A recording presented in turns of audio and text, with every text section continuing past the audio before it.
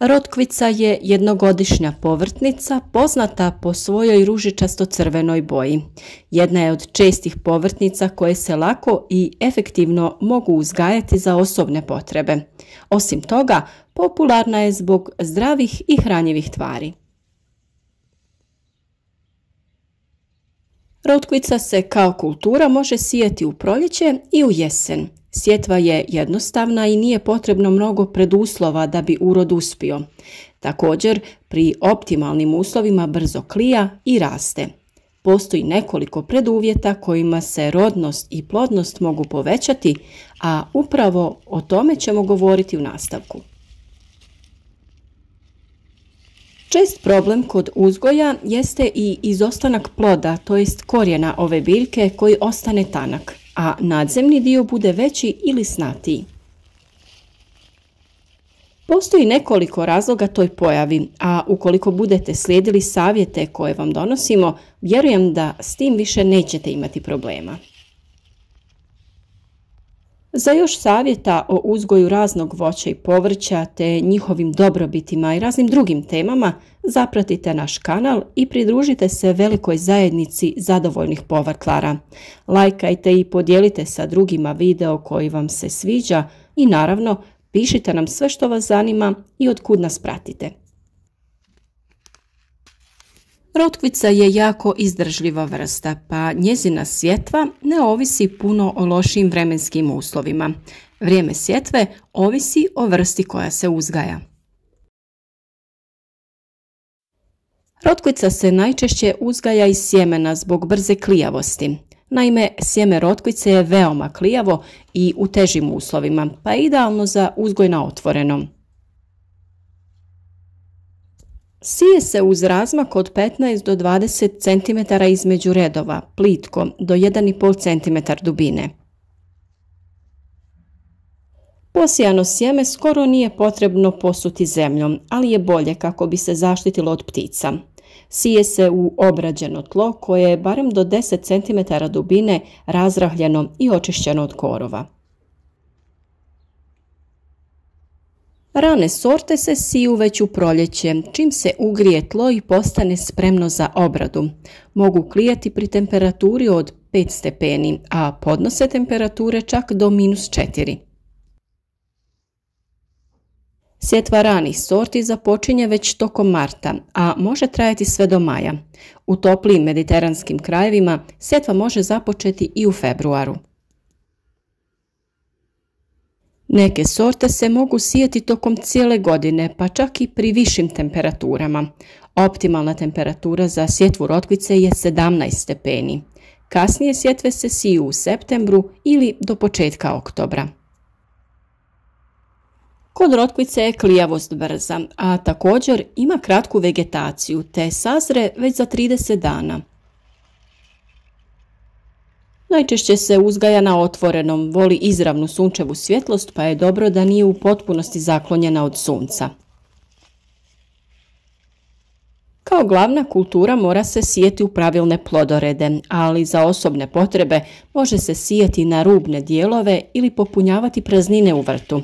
Zbog niskog rasta ona je pogodna i za sjetvu među drugim kulturama.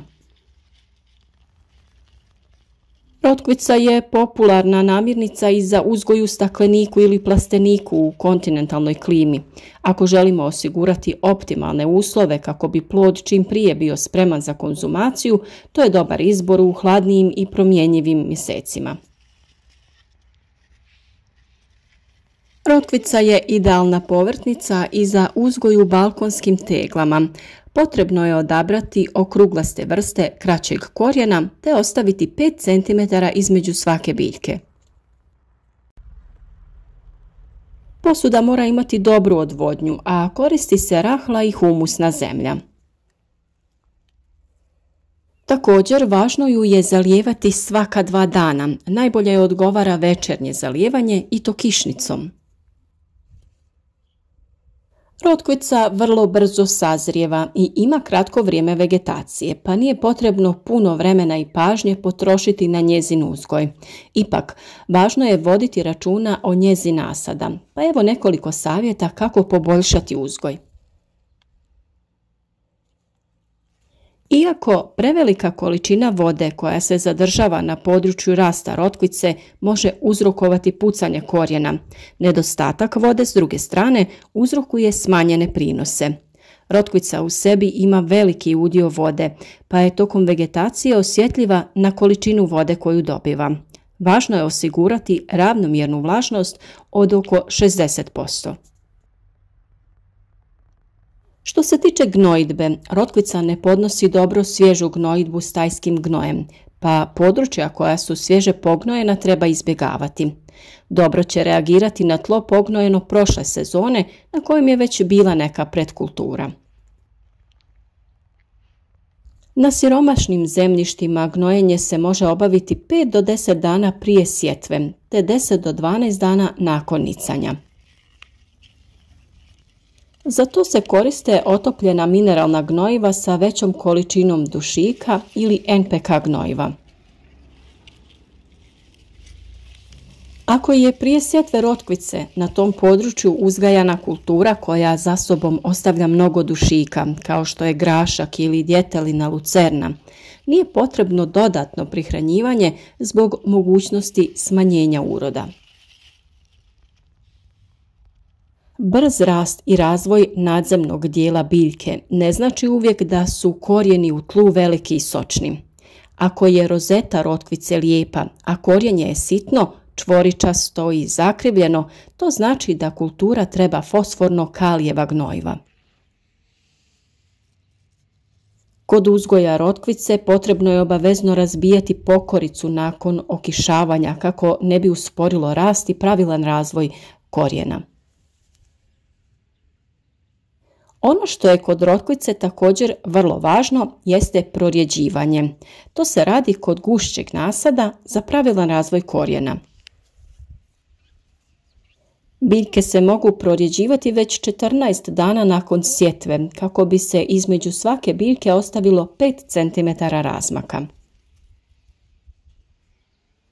Može ih se sijati u razmaku od 14 dana između već posijanih jedinki kako bi novi nasad dobio prostora vađenjem zrelih rotkvica. Biljke koje su prorjeđene i uklonjene mogu se presaditi na novu lokaciju, ali se mora dobro paziti da se ne ošteti korijen. Rotkvica se bere kada je zrela, a to ovisi o razvoju korijena, ali općenito bere se kada naraste više od 15 mm u promjeru. Ukoliko imate strpljenja, rotkvicu možete odmah sijati na razmak od 5 cm i na taj način neće biti potrebe za daljnjim prorjeđivanjem. Osigurajte joj dovoljno sunčeve svjetlosti i optimalnu količinu vode. Ukoliko je potrebno, prorijedite biljke kako bi se korijen pravilno razvijao. Obogatite tlo dušičnim gnojivima, ali nemojte pretjerati jer to može uzrokovati prevelik razvoj lisne mase, a sitne plodove. Obavezno dodajte gnojiva sa fosforom i kalijem koji igraju vrlo bitnu ulogu u pravilnom oblikovanju i kvaliteti samih plodova. Zemlja mora biti rahla kako bi se korijen mogao nesmetano širiti i nakon kišnih razdoblja obavezno se mora razbiti pokorica koja se formirala.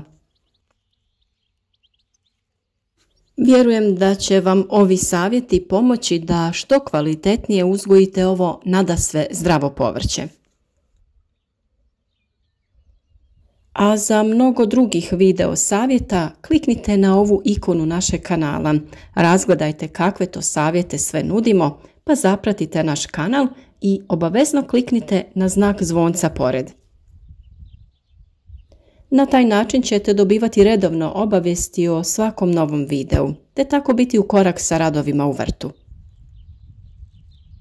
Uvijek nam je drago kada nam se javite u komentarima, pišete otkud nas pratite, postavljate vaša pitanja, a naravno bilo kakva sugestija o nekom problemu koji imate uvijek je dobrodošla i potrudit ćemo se da napravimo video i na tu temu koja vas zanima.